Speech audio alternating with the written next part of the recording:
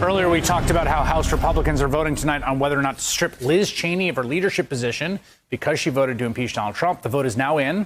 House Republican caucus has voted by secret ballot to let her keep her job. NBC News correspondent Leigh Ann Caldwell is at the Capitol, and she joins me now. How did this vote go down? Do we have a tally?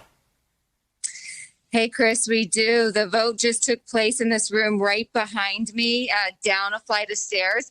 The tally was pretty significant in favor of Liz Cheney, about 145 to 61. So that means there was just about 60 members who voted to strip her from her position as the number 3 Republican in the House conference. So it was a secret ballot. So we don't know exactly how people voted.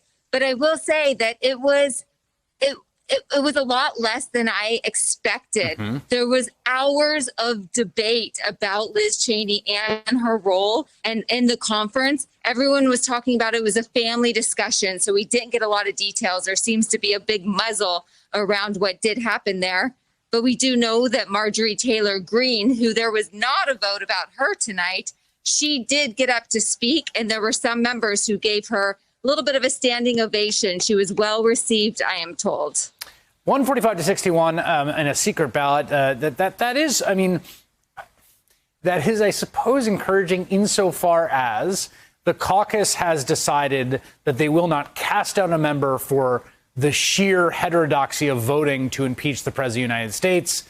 And that's a fairly wide margin, although deposing leadership is a big deal. I mean, if it had gone the other way, it would have been an enormous earthquake, right? It would have been extremely significant, especially on the same day that they were having this big discussion about Marjorie Taylor Greene, who has said in the past that Parkland was a false flag operation. She had been a supporter of QAnon.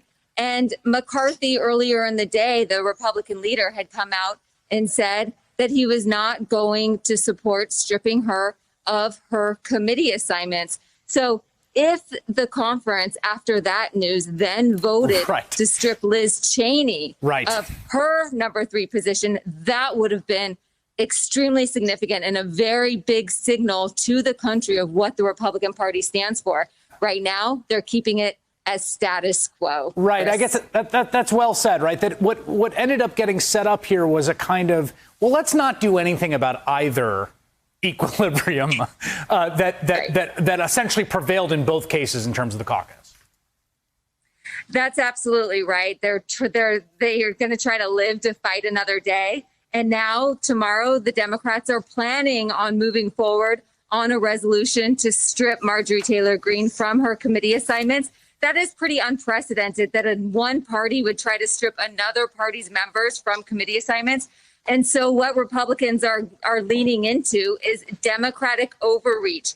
They are saying that they are, McCarthy in his statement said they are raising the temperature of partisanship and politics on Capitol Hill by Democrats forcing this vote. So it now looks like they're going to shift the focus and try to, I just keep hearing this term from Republican members over and over again.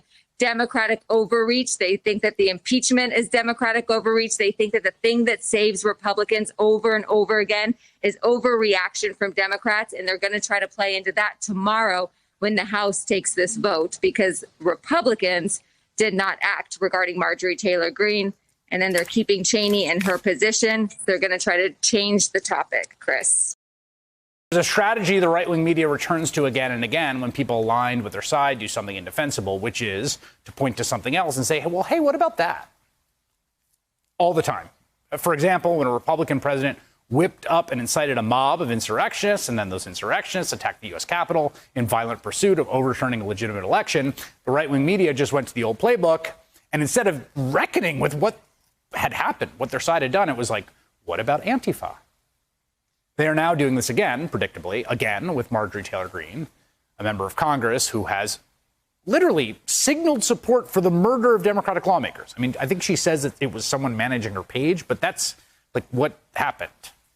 So this was Fox News today, the network suggesting a double standard in the treatment of Greene and Democratic Representative Ilhan Omar, someone who does not, for the record, have public support for killing her fellow lawmakers. House Republicans are using the same tactic as their media allies. So this afternoon, in response, Congresswoman Omar released a statement that reads in part, quote, "Let's be clear, this is a desperate smear rooted in racism, misogyny, and Islamophobia. The House Republican caucus, instead of holding her accountable, is now fanning the flames. Republicans will do anything to distract from the fact they have not only allowed but elevated members of their own caucus who encourage violence. It's time to stop whitewashing the actions of the violent conspiracy theorists who pose a direct and immediate threat to their fellow members of Congress and our most fundamental democratic processes." And joining me now for her first interview on all this is Democratic Representative Ilhan Omar of Minnesota. Representative, Congresswoman, did you expect that you would be pulled into this because you have become kind of a go-to figure in these moments for the Republican Party? Sadly, this is the Republican playbook. We saw it with Donald Trump, that anytime they are faced with consequences for their actions to undermine our democracy, they blame Muslims, they blame immigrants, they blame Black people, they blame women. I just happen to embody all of these identities. And I just want to make sure, Chris, that we are clear on this. This is not about me, and it should not be about me. This is about a member of the Republican caucus who has repeatedly incited violence, and Republicans can't just wave a magic wand and attack the Black Congresswoman. It was notable that there's been a fundraising effort using you.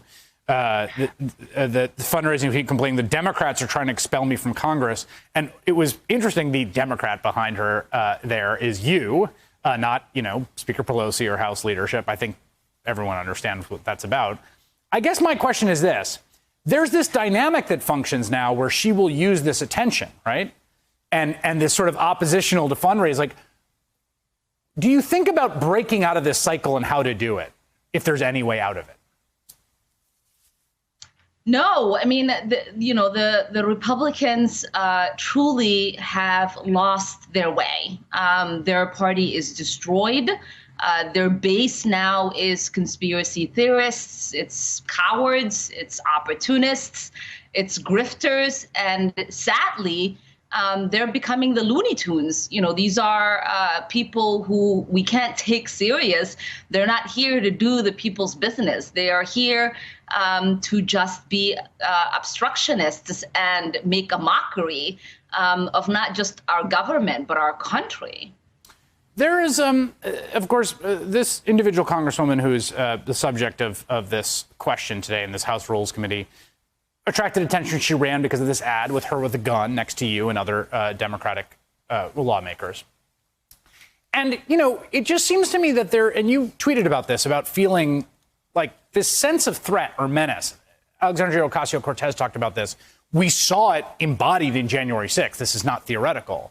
But just the degree to which the idea of physical intimidation, the threat of violence, of menace, of armed people has entered into the oxygen, the atmosphere of the building and the place you work that should be a question of sort of debating politics. Yeah, I mean, and so many people have asked, could there be violence? Could this lead to violence? And, they seem to forget that 5 people have already lost their lives in the events of January 6th, including a Capitol Police officer.